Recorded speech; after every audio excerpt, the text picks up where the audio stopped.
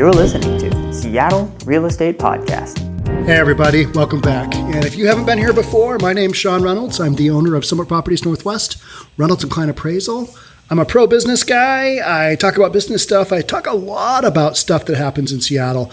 And that's what we're talking about here, is we are talking about a realtor throwing a Molotov cocktail into the Seattle Police Department's East Precinct office. Now, that is a violation of the National Association of Realtors Code of Ethics, is it not? You shouldn't be firebombing the police. I think that's somewhere in the NAR's Code of Ethics. Any of my real estate friends out there who are brokers like me, or maybe you're a managing broker, if you could let me know if throwing a Molotov cocktail into a police department's building is okay and acceptable with your Code of Ethics, just let me know. Of course, I'm joking. It's not. It's a horrible, horrible thing. We're going to talk about it here on the Seattle Real Estate Podcast because this is the stuff going on in Seattle. I kid you not. And as a managing broker, I can't imagine a more embarrassing thing to have happen to my brokerage than to have a broker do this kind of thing. Managing brokers have a tough enough job, but when you've got somebody that kind of goes wildly off track and starts doing some of the violent acts that happen when we get these peaceful protests, then it doesn't work out. Let's see what this story looks like. This is from King 5, one of our major news stations here in the city of Seattle. Man and woman are charged for alleged Molotov cocktail attack on Seattle's East Precinct during a riot. At least they didn't say it was a peaceful protest. At least they called it a riot. King County prosecutors have filed first-degree attempted arson charges against Jacob Greenburg and Danielle McMillan. Greenburg also faces an assault charge. Not good. This isn't going well for these folks, is it? But this is the stuff that is happening several times a week. You'll see 26 people charged, 13 people charged, 10 people charged, 5 people charged. It happens consistently night after night after night here in Seattle. And it's always around the area that CHOP was, that CHOP took place, formerly known as Chaz. Let's get into the article and let's see what we got going on. King County Prosecutor's Office has filed felony charges against 2 people accused of assault, arson, and reckless burning during a protest in Seattle's Capitol Hill neighborhood in September. I'm glad they're at least arresting these folks and charging them, because so many of these people have just been, you know what, we know that you firebombed whatever, or you blew up whatever, or you broke into somebody's business and stole all their inventory. But since you're a peaceful protester, we're going to give you a hall pass. We're just going to let you go. So much of that is happening, not only here in Seattle, but in Portland and in other cities as well. Just hall passes all the way around for this kind of stuff. Oh, you're a peaceful protester? Oh, okay. It's okay. Sorry for the intrusion in your life. I know we meant to arrest you, but we're not going to do that. And we're certainly not going to prosecute you. I say throw the book at them. Put them in jail for 10 years, put them in jail for as long as whatever prison sentence is out there, and we'll see if this stuff keeps up. You do a few weeks of consistent arrests, and guess what happens? People are like, oh shit, we might get arrested. This isn't good. We can't have this. Our hall pass is over. This is no good. I think that's some of what you're seeing, is that the hall passes are over, because the narrative of the peaceful protesters, that is over with. Everybody understands what's going on, and it does not look good for one of the political parties out there. And I'll tell you what, it's not the Republicans. That's kind of what's going on. So you've got way more prosecutions taking place. People are accepting this behavior less and less because it's not a good storyline. It's not a good storyline for anybody, no matter where you are. But at one point in time, it was kind of the summer of love, right? That has devolved. We've no longer got the summer of love. We've got something wildly different. And these people are getting arrested for it. So Jacob Greenburg and Danielle McMillan were arrested Friday, according to prosecutors. Greenburg has been charged with first-degree attempted arson and first-degree reckless burning. McMillan is also charged with first-degree attempted arson, prosecutors say. The protest near Cal Anderson Park in the former Capitol Hill Occupy protest CHOP zone exceeded more than 100 people and was eventually declared a riot by Seattle police. And the city of Seattle has kept the Cal Anderson Park closed ever since CHOP. They tried to open it up at one point in time and have a private security force go in there. The security force was ousted by a group of 50 of the peaceful protesters. Just basically said, yeah, security guys, you're out of here. Security company came back and said, yep, we're no longer doing this. We're not involved here. So the city of Seattle has basically kept Cal Anderson Park closed with the exception of this kind of stuff, and this wasn't a publicly sanctioned event. Nobody had permits for this. There was no permits pulled. In court documents, prosecutors say after police declared a riot, Greenburg and McMillan helped light Molotov cocktails that were then thrown into Seattle Police Department's East Precinct. King 5, this is where it starts to get good. King 5 has learned McMillan has been a broker with Windermere Real Estate since last year, but was let go after the charges were filed. I've had to let a broker go for stuff online that just didn't fall in line with Summit Properties Northwest and the way we do business. And he got in basically a Twitter war with somebody, and it went south, and it was not pretty. And I had groups, I think either texting me or emailing me and calling out Summit Properties, because that's essentially, whoever your employer is, that's who's ultimately responsible. In this case, it's Windermere. Windermere is a big real estate company here in the Pacific Northwest. They've been here for a long time. They're a good company. They give good training. And this is a managing broker's worst nightmare, to have somebody involved with something that leads to their arrest, and it just doesn't make your company look good. So I know I looked up the roster of Windermere Real Estate, and this is the Woodinville brokerage. It's up the road. I'm guessing it's up the road 10 miles from here in Bellevue.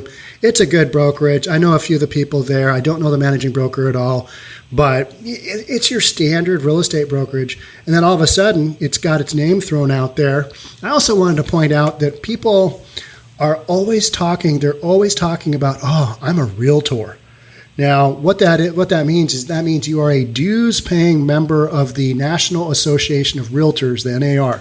If one person in your company is a member of the NAR, the whole office has to be. And it's about $700 a year. And a lot of people argue that there is no value to that membership. Summit Properties Northwest, because of the way we kind of view business, we are not a member of the National Association of Realtors, so we don't pay dues. We are not affiliated with any company that way. So it's easy for me to say, Windermere, and the person is also a member of the National Association of Realtors. Oh, this is not good.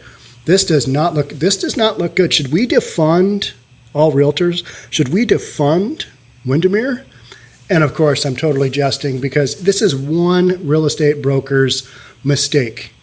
And by mistake, I mean life choice that is probably going to change the rest of her life moving forward, because there is nobody in the world that's going to bring on a broker who's been prosecuted. I mean, we can at least say that she's being prosecuted right now for something as serious as second-degree arson on a police station. Nobody wants to be involved in that. Hey, would you like to have this broker over here show you a home? Never mind that small arson charge she had that was in the media. That's all worked over now. We're good. She'll be able to find you a perfect home, or she'll be able to list your home.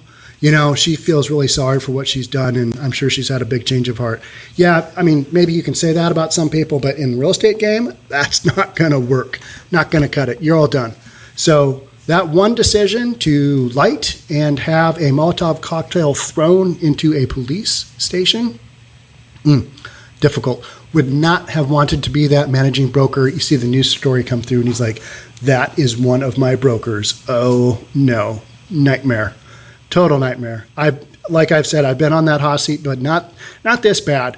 But guess what? How often do you hear of a real estate broker doing this kind of stuff? More often than not, you hear of real estate brokers being assaulted at open houses when there's just one person. Another person comes in, something goes down, something goes sideways. That's what you hear more about with real estate brokers. Real estate agents being killed. There's an open murder case from, I think it was like 2001, up in either Bothell or Woodinville, up north of me. And real estate broker got killed. I think it was at an open house, and it's never been solved. Those are the kind of stories you usually hear. It's not usually the broker being the one doing the violence. But in this case, it was. And because we are the Seattle Real Estate Podcast, this fit right in with our narrative, because who doesn't like a juicy story regarding CHOP, the location formerly known as CHOP? Windermere sent a statement to King 5 that said, on Saturday, October 17, 2020, we were made aware that Danielle McMillan was arrested on charges of attempted arson on the Seattle Police Department's East Precinct. Due to the alarming nature of the charges, Danielle, who has been a broker with Windermere since July 2019, was released from the office in Woodinville, Washington, where she was licensed. And then I looked her up. Yep, she's got an inactive license with the state. She's been deleted from Windermere's roster. All things totally normal. And again, Windermere is a good company. This isn't indicative of real estate brokers in general. It's just something crazy that happened, but I had to share the story. The odds of that happening are just slim to none. What is a real estate broker? What's a real estate broker doing out there lighting bottles on fire with gasoline and throwing them?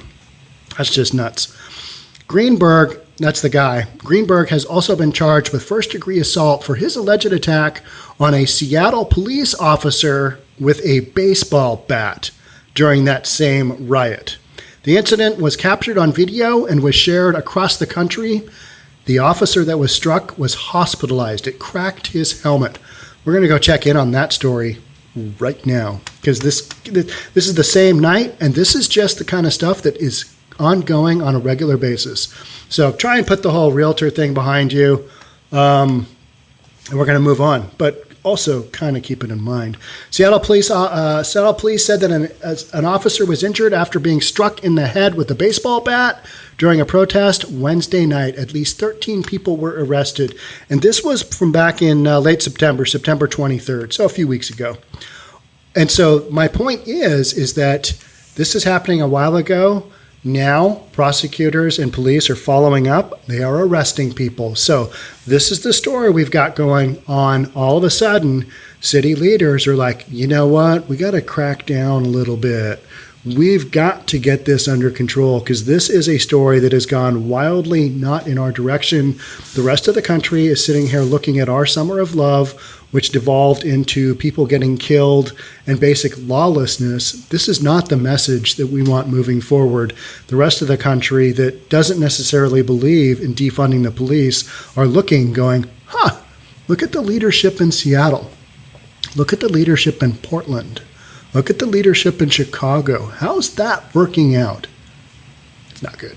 It's not pretty. Over a dozen people were arrested Wednesday night following protests demanding justice for Breonna Taylor, a black woman shot and killed by police in her own home in Louisville, Kentucky. Two separate protests were held in Seattle Wednesday night, one at Westlake Center, it's kind of downtown area, and the other at Cal Anderson Park in Capitol Hill, just up the hill from downtown. At least 13 people were arrested for various charges, including property destruction, resisting arrest, failure to disperse, and assault on an officer, according to the SPD. The SPD said multiple officers were injured during the Capitol Hill protest, and one officer who was injured was struck in the back of the head with a baseball bat, cracking his helmet. Police asked anyone who can help identify the person who struck the officer with the baseball bat to call the department's tip line. People probably did that, because guess what? For most of these people, everybody kind of knows who's involved. So if the heat starts to come down, guess what? These people are just going to squeal, right? These are not hardened criminals. These are wannabe social justice warriors. They're LARPing. They are live action role playing at a protest level, and guess what? They're getting arrested. The protest in Capitol Hill began around 7 p.m. at Cal Anderson Park. Police said the group was marching around Capitol Hill and First Hill, causing occasional property damage along the way. Because nothing gets your message out there like occasional property damage along the way. Maybe a little graffiti thrown in there, Molotov cocktail, just throw one or two. That's what you got. Around 10:45 p.m., police said a protester threw an explosive at the Seattle Police Department's East Precinct. The object went through a roll-up gate and exploded near bike officers. Around the same time, police said people were cutting wires powering the precinct security cameras. All right, so one of these Molotov cocktails is the one that the Windermere real estate broker threw. And she's getting prosecuted for it. Second-degree arson. If you're a judge and you see this come through, what do you think? Are you like, oh, this is not good? That would be my immediate thought. The Seattle Police Department said bottles and rocks were thrown at bike officers when they attempted to arrest the person who threw the explosive at the East Precinct. Police used pepper spray and blast balls to try and create space between the officers and the crowd. It's according to Seattle Police Department blotter post. So that's what we've got going on. We've got a bunch of people still kind of rioting here in Seattle. But the difference is I think you're seeing more and more arrests, and I think you will see more of these charges stick because the message is out that this is not good for the narrative. And you can guess whose narrative that is. It's just not helpful. So as these stories keep kind of moving forward, probably won't have any more from Windermere because they're done with this broker. And I don't blame them. That's kind of what I would do. Hey, you're out of here. Didn't know that you were a possible arsonist, but yeah, don't come back. That would be my way of handling this. Thanks for choosing Summit Properties Northwest, but don't ever come back. Something along those lines. So it's kind of like the police. If one person does something bad, it doesn't make all real estate brokers bad. Same deal with the cops. If one doctor has a lawsuit of malpractice, it doesn't mean the entire industry should go down with them either. So obviously this one broker they made a really poor life-changing decision, and they will live with the consequences forever. And that's a lot of what has been missing. That's my bottom line here, is a lot of what has been missing, and that's why these peaceful protesters / violent rioters have been getting away with this stuff in Seattle for months and months and months because there are no consequences to their actions. You throw in just a little bit of consequences, and guess what? These people go away because these are not hardened criminals that can make it in prison. They're just not. They're kids out there acting and LARPing. That's what they're doing. All right. Once again, I'm Sean Reynolds from Summit Properties Northwest, Reynolds & Kline Appraisal. Thank you so much for tuning in. Love to have you subscribe. If not, that's okay. And thank you for being here. I'm going to go record another podcast. I'll see you then. Talk to you then. Bye.